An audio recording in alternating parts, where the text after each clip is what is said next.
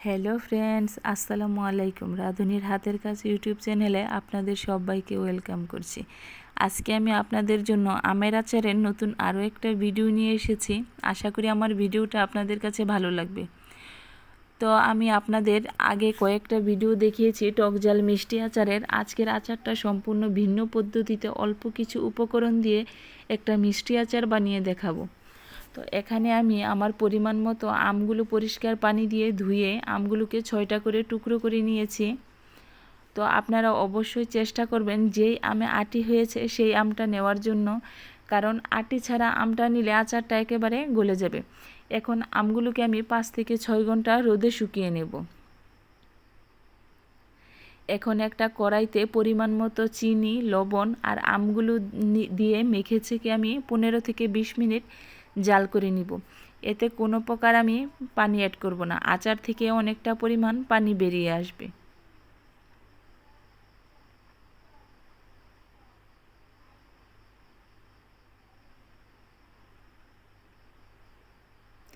আচারটাকে 15 থেকে 20 মিনিট জাল করার পর এরকম পানি বেরিয়ে এসেছে। অবশ্যই আচারটাকে কড়াই থেকে ঢেলে একটা পাত্রে ঢেলে নিতে হবে, না হলে কড়াইয়ের কালো রঙটা আচারে উঠে আচারের রঙটা নষ্ট হয়ে যাবে। এখন দ্বিতীয় দিন আচার থেকে যে পরিমাণ পানিটা বেরিয়ে এসেছে কড়াইতে ঢেলে সেই পানিটা আগে শুকিয়ে নিতে হবে। এখন এই পর্যায়ে আমি 3 টুকরো তেজপাতা আর 2-3টে লবঙ্গ, এলাচ আর দারচিনি দিয়ে কিছুক্ষণ জাল করে পানিটাকে শুকিয়ে নেব। কিছুক্ষণ পরপর নেড়েচেড়ে দিতে হবে, না হলে তলানিতে লেগে যাবে। এই পর্যায়ে আমি আমের টুকরোগুলো ছেড়ে দেব, দিয়ে নেড়েচেড়ে মিশিয়ে নিতে হবে। এইভাবে 15 থেকে 20 মিনিট আবার জাল দিয়ে আচারটাকে উঠিয়ে রেখে দিতে হবে।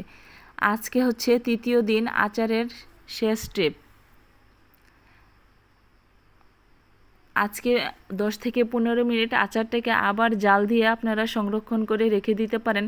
তো আচারটা আপনারা ইচ্ছা করলে 2 দিনে জাল দিয়েও কমিয়ে নিতে পারেন, তবে 3 দিনে আচারটা জাল দিলে আমের ভিতরে কোনো টক ভাব থাকবে না, আমটা পুরোপুরি মিষ্টি লাগবে।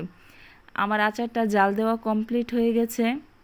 তো এই পর্যায়ে আমি আপনাদের আচারটাকে পরিবেশন করে দেখিয়ে দিচ্ছি। তো দেখুন আমার আচারের কালারটা কত সুন্দর এসেছে, আর আচারটা কতটা নরম আর কতটা গ্রেভি হয়েছে। অবশ্যই আপনারা বাসায় আচারটা ট্রাই করে দেখবেন আপনাদের কাছে কেমন লাগে। যদি আমার ভিডিওটা আপনাদের কাছে ভালো লেগে থাকে তাহলে অবশ্যই চ্যানেলটিকে সাবস্ক্রাইব করে দিয়ে পাশেই থাকবেন। ধন্যবাদ।